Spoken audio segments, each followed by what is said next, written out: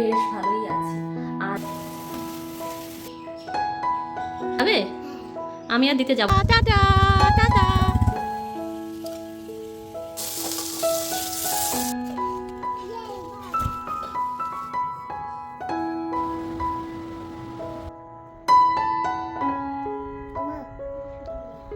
শোনাটা বলো। Hello everyone, good morning. কেমন আছো সবাই? আশা করছি তোমরা খুব ভালো আছো, আর যে যেখানেই আছো সুস্থ আছো।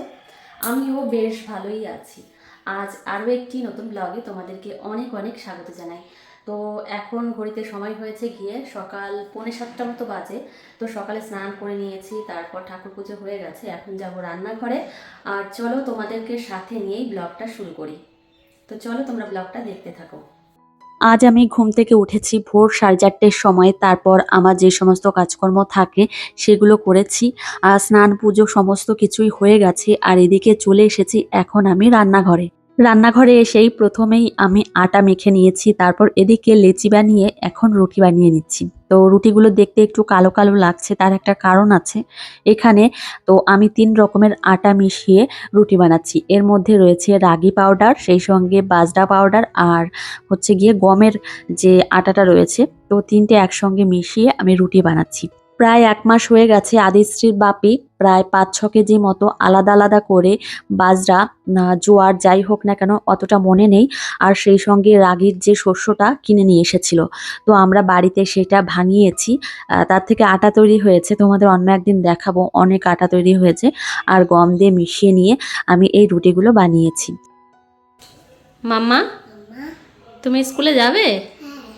আমি আর দিতে যাব না। হ্যাঁ, আজ কে যাবে বলো? বাপি। হ্যাঁ, বাপি তোমাকে রাখতে যাবে জানো। হ্যাঁ, আমি তোমাকে আনতে যাব, যখন ছুটি দেবে তখন আনতে যাব, ঠিক আছে? এটা কার বল মা? আমি রেখে দিই। আচ্ছা। না মা, ওইখানে রাখে না, পকেটে রাখে না, হারিয়ে যাবে মা, হারিয়ে যাবে জানো। দাও মা।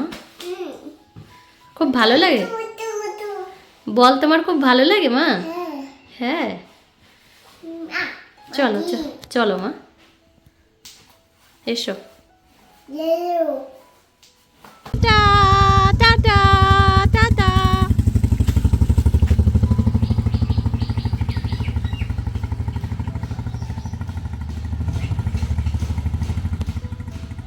যাই হোক, মেয়েকে স্কুলে পাঠিয়ে দিয়েছি ওর বাপির সঙ্গেই। বেশ কয়েকদিন ধরে ওর বাপির সঙ্গে স্কুলে যাচ্ছে, আর আমি আর যাচ্ছি না। আসলে কি বলতো, ওর বাপি যায় এই টাইমে বাজারে, সেই জন্য ভাবলাম ওর সঙ্গেই পাঠিয়ে দিই। আর আমি 1:30টা নাগাদ ওকে আবার আনতে যাই। তো এদিকে আজ আমি আদিশ্রীর জন্য মাংস রান্না করছি। অনেক দিন হয়েছে আদিশ্রীকে মাংস খাওয়ানো হয় না। বাড়িতে প্রত্যেকদিন প্রায় মাছ খাওয়াই ওকে, কিন্তু মাংসটা তেমনভাবে খাওয়ানো হচ্ছে না।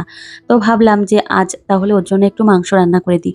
এখন যে পরিমাণে গরম, তাতে করে একদম অল্প তেল মশলা দিয়ে আমি মাংসের ঝোল রান্না করছি। তো এই হচ্ছে ব্যাপার। সত্যি বলতে এখন যে পরিমাণে গরম, কোনো মশলা জাতীয় খাবার খেতে একদমই মন চায় না। মেয়ের জন্য মাংস রান্না হয়ে গেছে, আর এখন নামিয়ে রেখে তারপর আমি একটু রেডি হয়ে নিয়েই মেয়েকে আবার স্কুলে আনতে যাব। 1:30টার সময় ওর স্কুল ছুটি দেয়। এখন যে পরিমাণে গরম, তাতে করে সত্যি বলতে বাড়ির থেকে একদমই বেরোতে ইচ্ছা করে না। মেয়েকেও মনে হয় না যে এখন স্কুলে পাঠাই। তো শুনছি যে মেয়ের স্কুলে আবার নাকি মর্নিং স্কুল শুরু হবে। তো মর্নিং শুরু হলে বেশ ভালোই হবে, অন্তত এতটা গরমের মধ্যে স্কুলে যাওয়া লাগবে না। তো এদিকে বাড়িতে এসেই এখন আমার মেয়ের জন্য দুপুরের খাবারটা রেডি করে নিয়েছি। তো আদিশ্রীকে আমি একটা পদ দিয়েই বেশিরভাগ খাইয়ে দিই। এখন এমনিতে খেতে চায় না, মেয়েটা খুবই দুষ্টুমি করে, একদমই খেতে চায় না। সে ছোটবেলার আদিশ্রী আর এখনকার আদিশ্রীর অনেক পার্থক্য। আগে সব খাবার খেয়ে নিত কত সুন্দর করে, কিন্তু একদমই খেতে চায় না এখন। আচ্ছা, আমি একটা তোমাদেরকে কথা বলি, সেটা হচ্ছে মিনি ব্লগে তোমাদের আমি দেখিয়েছিলাম যে পয়লা বৈশাখ উপলক্ষে আমি কি নিয়েছি, আমার বরমশাই আমাকে কি কিনে দিয়েছে। কিন্তু এখন তোমাদের এই ব্লগেই দেখাচ্ছি যে আমার বরমশাই আমাকে কি কিনে দিয়েছে। এই যে শাড়িটা দেখতে পাচ্ছ, এই শাড়িটা আদিশ্রীর বাপি আমাকে কিনে দিয়েছে। অনেকদিন আগেই পছন্দ করে রেখেছিলাম। কিন্তু সেই সময়টা পাচ্ছিলাম না যে কি উপলক্ষে আমি শাড়িটা নেব। আর এখন জানো তো আমি ইচ্ছা করলেই শাড়ি আর কিনি না। আগে যেমন শাড়ি প্রচণ্ড কিনতাম, যে শাড়িটা দেখে পছন্দ হয় সেটাই কিনে নিতাম। কিন্তু এখন শাড়ি কেনা অনেকটাই কমিয়ে দিয়েছি। তো যাই হোক, এই শাড়িটার কালার হচ্ছে ওয়াইন কালার আর খুবই হালকা, খুবই নরম, সফট। যাই হোক, এর কালার কম্বিনেশনটা আমার সবথেকে বেশি ভালো লেগেছে। তো মেয়েকে নিয়ে এখানে বসে রয়েছি। তো মেয়ে আমার সঙ্গে রয়েছে, ওকে খাওয়ানো হয়ে গেছে। তবে আমি আরেকটা জিনিস নিয়েছি, মানে নিজের জন্য, সেটা হচ্ছে কুর্তি নিয়েছি। 2 পিস নিয়েছি অনলাইন থেকে।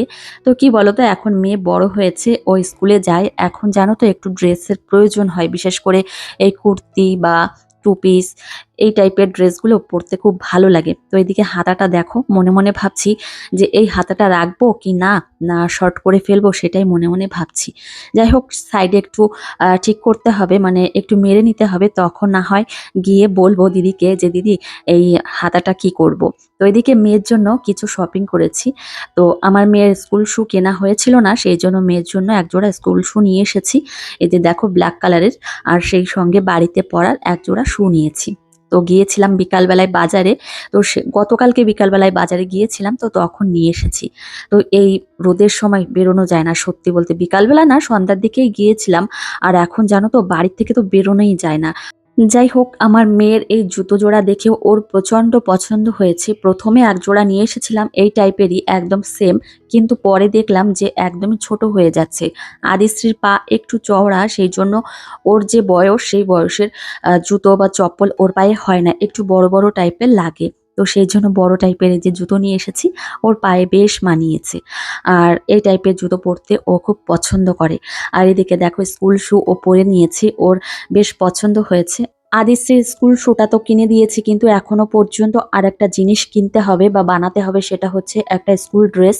তো ওর যে স্কুল ড্রেসটা রয়েছে সেটা অতিরিক্ত বড়, মানে আদিশ্রী আরো 1 বছর পরে পরতে পারবে। স্কুল থেকে দিয়েছিল ড্রেসটা, এমনিতে ভালো, কিন্তু অতিরিক্ত বড়, এতটা পরিমাণে ঢিলা হয়ে যায়, তো আমার মেয়ের কোমর দিয়ে প্রায় নেমেই যায় যে স্কার্টটা রয়েছে। তো সেই জন্য ওর জন্য আলাদা করে একটা ড্রেস বানাতে হবে। আমি টেলার্সের দোকানে গিয়েছিলাম, তো সেখান থেকে সমস্ত কিছু শুনে এসেছি। তবে আদিশ্রী স্কুল বন্ধ না হলে আজ যেতে পারছি না, মানে শনিবার না হলে রবিবার নাগাদ যেতে হবে, তারপর বানাতে দেব। তো এদিকে আমার হাতে কিছু কাজ রয়েছে, সেগুলো এখন আমি করে নেব। জিনিসগুলো তো তোমাদেরকে দেখিয়েছি। আর এদিকে এখন বিছানার চাদরটা চেঞ্জ করে নিচ্ছি। তো আগেরটা একটু নোংরা হয়ে গেছিল, মানে একটু না, অনেকটাই হয়েছিল। আর এই গরমের দিনে বিছানার চাদর প্রচন্ড পরিমাণে নোংরা হয়, ঘেমে যাই। আর বাচ্চা কাচ্চা থাকলে তো আরো বেশি নোংরা হয়। তো এই বিছানার চাদরটা আমি বিছিয়ে দিয়েছি। এই বেডশিটটা এতটা পরিমাণে ভালো লাগে কি বলবো, একসময় খুব ট্রেন্ডে ছিল। আর আমি সেটা দেখেই কিনেছিলাম, খুব পছন্দ হয়। আর প্রিন্টটাও খুব সুন্দর। আর কালারটা একদম এত সফট কালার, সত্যি খুব ভালো লাগে। এর একটা আলাদা কালার আছে, সেটা হচ্ছে পিঙ্ক কালার, সেটাও দেখতে খুব মিষ্টি। তো দেখা যাক। তো খুব ভালো লাগে। আর আমার খাটটাতে যে কোনো বিছানার চাদর বিছালেই এমনিতেই সুন্দর লাগে দেখতে। আগে হয়তো অতটা ভালো লাগতো না, কিন্তু এই পালিশ করার পর থেকেই দেখতে বেশ ভালো লাগে। তো এদিকে দেখো, খাটটা গোছানো হয়ে গেছে। আর সত্যি বলতে, গোছানো থাকলে আমার খাটটা দেখতেও খুব ভালো লাগে, আর রুমটা তো ভালো লাগেই দেখতে। আমার এই ঘরটা হচ্ছে আমার শান্তির জায়গা। যেখানেই যাই না কেন, এই ঘরে আসলেই আমার শান্তি লাগে, যতই ভালো জায়গায় থাকি না কেন। আর একটা কি বলতো, প্রত্যেকটা মানুষেরই মনে হয় নিজের ঘরই সুন্দর, সে ঘর যেমনই হোক না কেন। তো যাই হোক, এইদিকে দেখো, ঘর গোছানো হয়ে গেছে। আর এখন তোমাদের একটা কথা বলবো, কালকে আমরা একটা জায়গায় যাব, আমাদের একটা জায়গা নিমন্ত্রণ আছে। কোথায় যাব তোমাদের ব্লগেই জানাবো যে কোথায় যাব। আজ হলো শুক্রবার, আর এখন ঘড়িতে সময় হয়েছে দুপুর 1:30। মেয়ের দুপুরের খাবার একদমই রেডি করে নিয়েছি। এখানে সাদা ভাত রয়েছে, আর ডিম দিয়ে বেগুন দিয়ে আজকে ঝোল রান্না হয়েছে, সেটাই আমার মেয়েকে আজকে দুপুরে খাইয়ে দেব। তো আদিশ্রী যেহেতু একটা পদ দিয়ে খায়, সেহেতু একটু ঝোল ঝোল করে খায়। তো সেই জন্য একটু ঝোল বেশি রেখেছে আমার শাশুড়ি মা। আচ্ছা, তোমাদের এখন মেইন কথাটা বলি, সেটা হচ্ছে কিছুদিন আগে আমরা গিয়েছিলাম আমাদের গ্রামের শ্বশুর বাড়িতে, মানে কাকা শ্বশুর মশাইদের বাড়িতে, জ্যাঠা শ্বশুর মশাই আছে, সেখানে গিয়েছিলাম। তো আমার কাকি শাশুড়ি মা আমাদেরকে নিমন্ত্রণ করেছিল যে শুক্রবার দিন আমাদের বাড়িতে মহোৎসব হবে, সেই উপলক্ষে তোমাদের নিমন্ত্রণ থাকলো, বাড়ির সবাই চলে আসবে সকাল সকাল। কিন্তু আমাদের বাড়ির সবাই তো আর আসেনি, তো আমাদেরকেই আসতে হয়েছে, মানে আসতে হয়েছে বলতে এখনো যাইনি। এদিকে আমি রেডি হচ্ছি। আমার মেয়েকে খাওয়াতে খাওয়াতে অনেকটাই দেরি হয়ে গেছে, তো এদিকে আমি এখন রেডি হয়ে নিচ্ছি। তো আদিশ্রীকে রেডি করাবো। তো এদিকে দেখো আমার পাশেই আদিশ্রী রয়েছে। তো একটা কাণ্ড হয়েছে জানো তো। তো এদিকে আমরা রেডি হচ্ছি, যাব হচ্ছে গিয়ে আমাদের গ্রামের শ্বশুর বাড়িতে। বরমশাইও বাড়িতে চলে এসেছে, ও স্নান করছে আর এদিকে আমরা রেডি হচ্ছি, বিকাল হয়ে গেছে। আর এই রোদের সময় তো বেরোনো যায় না কোথাও, এতটা পরিমাণে রোদ্দুর। তো আমার কাকি শাশুড়ি মা আমাকে বারবার বলে দিয়েছিল যে একটু সকাল করে আসবে আর একটু কাজে হেল্প করে দেবে, তাহলে খুব সুবিধা হবে, ওনারও একটু কষ্ট কম হবে। আর বাড়িতে অনুষ্ঠান থাকলে বোঝোই তো যে কতটা পরিমাণে কষ্ট হয়ে যায়। কিন্তু যাব ভেবেছিলাম যে সকাল সকাল, কিন্তু এতটা পরিমাণে গরম রোদ্দুর কি বলবো, মনে হচ্ছে না যে বাড়ির থেকে কোথাও বেরোই, আর ঘরের থেকে উঠানে নামতেই কষ্ট হয়ে যাচ্ছে, এতটা পরিমাণে রোদ্দুর। আমার কথা না হয় বাদই দিলাম, কিন্তু আমার মেয়ের কথা ভাবছিলাম, ওকে নিয়ে যদি এই রোদের মধ্যে বেরোই তাহলে ওর শরীর যদি অসুস্থ হয় তাহলে কি করব, মানে কি হবে, সেই কথা মাথায় রেখেই তো আদিশ্রীর বাপি তো বলল যে এখন যেতে হবে না, মানে দুপুরবেলায় যেতে হবে না, রোদের তেজটা একটু কমুক, তারপর আমরা বেরোবো। তো সেই মতো এদিকে দেখো আমরা রেডি হয়ে নিয়েছি, এখন বিকাল 4:30-এর বেশি বাজে। তো এদিকে আমি একটা জামদানি শাড়ি পরে নিয়েছি, একদম হালকা পাতলা, কি বলবো, এই শাড়িগুলো পরলেও বেশ ভালো লাগে দেখতে। আর যেহেতু মহোৎসব সেই জন্য এই টাইপের শাড়ি আমি পরে নিয়েছি। এক সময় জানো তো জামদানি শাড়ি প্রচুর কিনেছিলাম, প্রচুর, আর খুব ভালো লাগতো, কিন্তু এখন আর জামদানি শাড়ি কেনা হয় না। আর তাঁতের শাড়ি তো কেনাই হয় না, কত বছর যে তাঁতের শাড়ি কিনি না তার কোনো ঠিক নেই। তাঁতের শাড়ি পরলেও দেখতে কিন্তু দারুণ লাগে, কিন্তু একটা বিষয় হচ্ছে মার কে দেবে, মার দেওয়া নিয়েই এখন এই শাড়িগুলো কেনাই হয় না। আগে প্রচুর আমি জামদানি শাড়ি কিনতাম আর পরতেও পছন্দ করতাম, সফট জামদানি, তারপরে এইভাবে মার দেওয়া যে জামদানিগুলো রয়েছে, কিন্তু এখন আর কিনি না, এখন অন্য টাইপের সিল্ক বা হ্যান্ডলুম পাওয়ারলুম যে শাড়িগুলো হয় সেইগুলোই কিনে নিই। মেয়েকে রেডি করাচ্ছি আর মনে মনে ভাবছি যে অনেক মাস হয়ে গেছে আমি বাবার বাড়িতে যাই না, সেই শীতের সময় গিয়েছিলাম, এর মধ্যে আর যাওয়া হয়নি। কিন্তু ভেবেছি যে সামনে যাব, কিন্তু আবার মনে মনে ভাবছি এতটা পরিমাণে গরম পড়েছে, এখন তো যাওয়া যাবেই না, বাড়ির মধ্যে একটা ভাবের মধ্যে রয়েছি।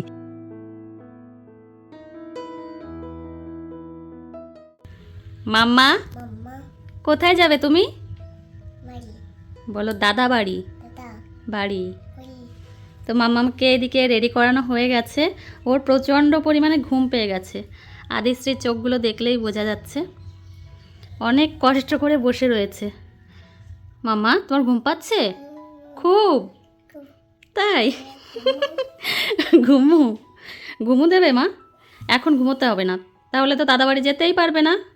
মা ওঠো, ওঠো মা। আমার বেবিটা কোথায়, আমার বেবিটা? ওটা বেবি, আদি বেবি? ওঠো মা, চলো, এসো এসো।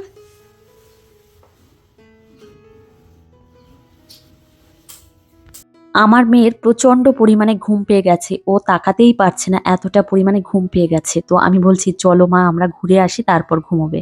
তো এদিকে গ্রামের রাস্তা দিয়ে যাচ্ছি, সত্যি বলতে এতটা ভালো লাগছে, পড়ন্ত রোদ্দুরে এখন আমরা বেরিয়ে পড়েছি। ধানগুলো দেখো কেমন হয়ে গেছে, আর কদিন পরেই কাটা পড়বে। আমাদের জমিতেও জানো ধান লাগিয়েছে। তো আমার শ্বশুরমশাই এবার হয়তো 6 বিঘা মতো কি 7 বিঘা মতো ধান লাগিয়েছে, অনেক ধান। তো ওইদিকে চলে এসেছি আমরা ননদ বাড়িতে, মানে আমার কাকা শ্বশুর মশাইয়ের মেয়ের বাড়িতে। তো এসে শুনি যে আজ অনুষ্ঠান হচ্ছে না। অনুষ্ঠান হচ্ছে না কেন? আমার কাকি শাশুড়ি মার নাকি পক্স হয়েছে, সেই জন্য অনুষ্ঠান পিছিয়ে গেছে। কি আর করব, এখানে বসে রয়েছি। আর আমাদের জানিয়েও দেয়নি যে অনুষ্ঠান হচ্ছে না, সেই জন্য আমরা এসে পড়েছি। কি বলবো, এখানে বসেছিলাম অনেকক্ষণ। তো এখানে একটু বসে তারপর যাব বাড়ির দিকে। তো চলো আজকের ব্লগটি এই পর্যন্তই, তোমাদের সঙ্গে দেখা হবে পরের ব্লগে। টাটা।